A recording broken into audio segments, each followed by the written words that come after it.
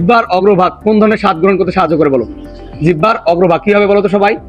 বলো সবাই, জিহ্বার অগ্রভাগ কি হবে? মিষ্টি। এটা হচ্ছে 500 দেশের সামনের অংশ। 500 দেশের সামনের অংশ। 500 মানে কি বুঝো তাই না? পাশাপাশি। তাহলে 500 দেশের সামনের অংশ একটু লিখে নাও।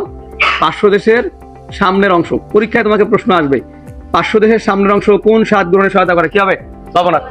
এবার তোমাদের কাছে যদি প্রশ্ন আসে এটা কি 500 দেশের পিছনের অংশ না? তাহলে আমি একটু লিখে দেই, এটা হচ্ছে 500 দেশের কি পিছনের অংশ। তাহলে কি হবে বলো তো সবাই? বলো 500 দেশের পিছনের অংশ কি হবে? অম্লত্ব বা টক। আর জিহ্বার কি বলো? জিহ্বার পশ্চাৎ বা জিহ্বার পিছনের অংশ কি হবে বলো? হ্যাঁ, জিহ্বার পশ্চাৎ ভাগ বা পিছনের অংশ। তাহলে কি বলবো? তিক্ত বা তিতা। এই 4টা জিনিস থেকে প্রশ্ন হবে। আমি কি বুঝাইতে পারছি সবাইকে? এবার তোমরা সবাই বলো তো জিহ্বা কোন অস্থির সঙ্গে যুক্ত? হাইওয়েট। বলো মানবদের হাইওয়েট অস্থি কয়টা? হাইওয়েট তরুণাস্থি না অস্থি? কত বছর বয়সে অস্থিতে পরিণত হয়? 40 বছর। কয় বছর? 40 বছর। এখন আমাদের 7 কোরকের স্থায়িত্বকাল কতদিন? 5 থেকে 10 দিন। এগুলো পড়তেই হবে, 5 থেকে 10 দিন। এখন বলো জিহ্বার অগ্রভাগ কোন ধরনের স্বাদ দেয়? মিষ্টি। 500 দেশের সামনের অংশ লবণাক্ত। 500 দেশের পিছনের অংশ অম্লত টক। আর জিহ্বার পিছনের অংশ তিক্ত বা তিতা। এই জিনিসটা সবাই কি বুঝতে পারছো? সবাই ক্লিয়ার? তাহলে জিহ্বাকে আমরা কয়টা ভাগে ভাগ করেছিলাম বলো তো? 4টা। এখন এই জিনিসটা মনে রাখার একটা সহজ বুদ্ধি আছে, যারা আগে পড়ো নাই তারা এভাবে পড়বা। দেখো জিহ্বাটাকে 4টা ভাগে ভাগ করছো না? জাস্ট মনে রাখবা মিল অতি। কি বলছি বলো তো? মিল অতি। মনে থাকবে? এভাবে হয়তো তোমরা পড়ছো তাই না? মিল অতি। তাহলে জিহ্বাটা আমরা মনে রাখবো কি বলতো? মিল অতি। খুবই সহজ, মিল অতি। দেখো এবার মিতে কি? মিষ্টি। লতে লবণাক্ত। অতে অম্লত্ব। আর তিতে তিক্ত বা তিতা। ক্লিয়ার? 4টা অংশে আমরা জাস্ট মনে রাখবো মিল অতি। কি মনে রাখবো? মিল অতি। শর্টকাটটা বুঝতে পারছো? কি মনে রাখবো? মিল অতি। মিতে কি বলতো? মিষ্টি। লতে লবণাক্ত। আর তিতে তিক্ত বা তিতা। অতে অম্লত্ব বা টক। ক্লিয়ার সবাই? এখন দেখো আমাদের একটা পয়েন্ট আছে, লালা গ্রন্থি। কি আছে ভাইয়া? লালা গ্রন্থি। তাহলে এডমিশনে আমরা লালা গ্রন্থি থেকে কি পড়বো, কিভাবে পড়বো, এটা খুব গুরুত্বপূর্ণ। এখন তোমাদের কাছে বেসিক কিছু জিনিস আমাদের মনে রাখতে হবে। দেখো খুবই সহজ, সবাই পারবা। ওকে, এখন তোমরা বলো তো লালা গ্রন্থিটা কোথায় আছে? মুখ গহ্বরে। এই সবাই দেখো একসঙ্গে আমাদের 2টা জিনিস হয়ে যাবে। মুখ গহ্বরে কি পাওয়া যায় বলো? লালা গ্রন্থি। তাই কি না? মুখ গহ্বরের মধ্যে কি গ্রন্থি আছে বলো তো? লালা গ্রন্থি। বাট একটা প্রশ্ন তোমরা বলো যে মুখ গহ্বরে কোন ধরনের খাদ্যবস্তু পরিপাক হয়? পড়াইছি আজকে। খুবই সহজ, একসঙ্গে অনেক কিছু করবো। ক্লিয়ার? দেখো মুখ গহ্বরে কোন জাতীয় খাদ্যবস্তু পরিপাক হয়? কার্বোহাইড্রেট বা এটাকে আমরা কি বলতে পারি? শর্করা। কি বলতে পারি? আর শর্করা গুলো পরিপাক হয় কার প্রভাবে? কে বলতে পারবা? হয় হরমোন না কি ভাইয়া? এনজাইম। দেখো হয় হরমোন না কি এনজাইম। তাহলে এই শর্করা জাতীয় খাবারগুলো দেখো হরমোন আর কি এনজাইমের প্রভাবে কিসে পরিণত হয় বলতো? সরল খাদ্য। এই সরল খাদ্যটার নাম তোমরা পড়ে আসছো, অবশ্যই পড়ছো। কি নাম? গ্লুকোজ। পড়ছো কিনা বলো?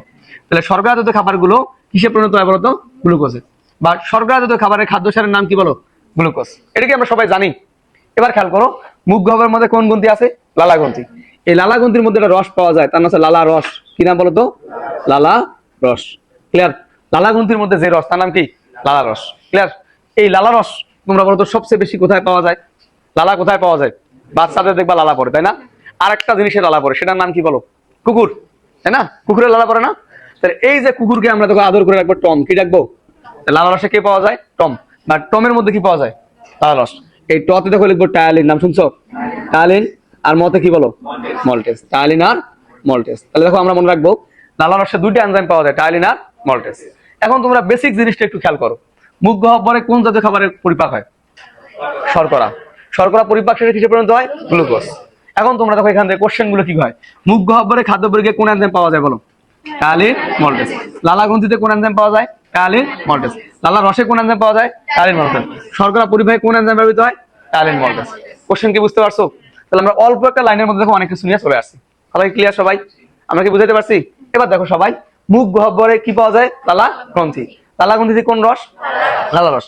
লালা রসে কি পাওয়া যায়? Ptyalin maltase. Ptyalin maltase. এবার তোমাদের কাছে প্রশ্ন, শর্করা পরিপাক করে নিচের কোন এনজাইম বলো? Ptyalin maltase. লালা রসে কোন এনজাইম বিদ্যমান? Ptyalin maltase. মুখ গহ্বরে খাদ্য পরিপাকে কোন এনজাইম ব্যবহৃত হয়? Ptyalin maltase. তাহলে তো সহজ হলো না? একসাথে কয়েকটা কোশ্চেন সলভ হয়েছে, হয়েছে কিনা? এবার দেখো শর্করা জাতীয় খাবারগুলো পরিপাক শেষে কিসে পরিণত হয়? গ্লুকোজ। এজন্য তোমাদের বইয়ে দেওয়া একটা বিক্রিয়া দেওয়া আছে সিদ্ধ শর্করা। আমরা এগুলো একাডেমিক যখন ক্লাস করবো, সিদ্ধ শর্করা কি কাকে বলে বহুত কিছু চিন্তা করবো। এটা এডমিশন। কথা বুঝতে পারছো? সিদ্ধ শর্করা প্রথমে যেটাতে পরিণত হবে তার নাম হচ্ছে মল্টোজ। নাম শুনছো? মল্টোজ। কি নাম? মল্টোজ। যে এনজাইমটা কাজ করে তার নাম কি? টায়ালিন। বলো তো ভাই বিক্রিয়া কি হয়েছে? বিক্রিয়া হয়েছে? আমরা কি সরল খাদ্য পাইছি? শর্করা সরল খাদ্যের নাম কি? আমরা কি গ্লুকোজ পাইছি? তাহলে এবার এই মল্টোজটা ভেঙে কি তৈরি করবে? গ্লুকোজ। কি তৈরি করবে?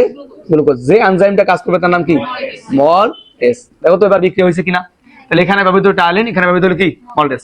এবং সিদ্ধ শর্করা বা বিশুদ্ধ শর্করা থেকে আমরা কি পেলাম গ্লুকোজ। এইটাই তোমাদের বইয়ে দেওয়া ছিল মুখ গহ্বরে খাদ্য পরিপাক। কি দেওয়া ছিল? মুখ গহ্বরে খাদ্য পরিপাক বা মুখ গহ্বরে শর্করা পরিপাক। পড়ছো না? মানে ঘ নাম্বারের জন্য এভাবে এখন আর লাগবে না, মানে এডমিশনে এত ডিটেলস তোমাকে পড়ার সময় থাকবে না। ক্লিয়ার সবাই? তাহলে এখান থেকে যে কোনো প্রশ্ন দিলে আমরা কি সলভ করতে পারবো? সবাই পারবো? এখন তোমাদের কাছে দুইটা প্রশ্ন। দেখো, এই যে সিদ্ধ শর্করা থেকে আমরা টায়ালিন, মল্টেস, গ্লুকোজ পাইছি না এভাবে। এখন মনে রাখবা, যদি শব্দের শেষে ওস পাও, কি পাও? ওস মানে হচ্ছে খাদ্য, লিখে নাও। শব্দের শেষে যদি ওস পাও, ওস মানে কি খাদ্য। আর শব্দের শেষে যদি এস পাও, এস মানে লিখবা এনজাইম। কি লিখবা? এনজাইম। মনে থাকবে সবার? ওস মানে খাদ্য, এস মানে এনজাইম। সবাই লিখে নাও, ওস মানে খাদ্য, এস মানে এনজাইম। এগেন, যদি আমরা শব্দের শেষে ওস পাই, ওস মানে কি খাদ্য, আর শব্দের শেষে এস পাই, এস মানে